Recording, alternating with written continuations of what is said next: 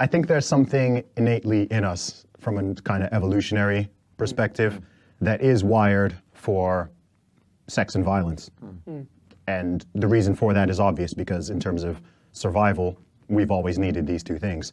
And it's very recent that we're actually living in a relatively peaceful, stable society. Like look at the last several hundreds, thousands of years, men have always been going to war. We've been going to war, men have been pillaging and reproducing, and just that's kind of been the way forward. So it's like now we live in fortunately, a very safe, stable, civilized society. But I still think, you've still got that thing in your lizard brain. It's kind of like a very primal thing that is drawn to violence or sex or whatever it might be. And you obviously don't want to manifest that in a negative way, but some people do that, and we call them criminals, right? There are people who go out there and do horrible things. But I think that, if you're playing a violent video game and you're shooting people up in the game, or you're playing GTA and chucking people out of cars and doing all this stuff that you wouldn't dream of doing in the real life, I think it's kind of satisfying that innate craving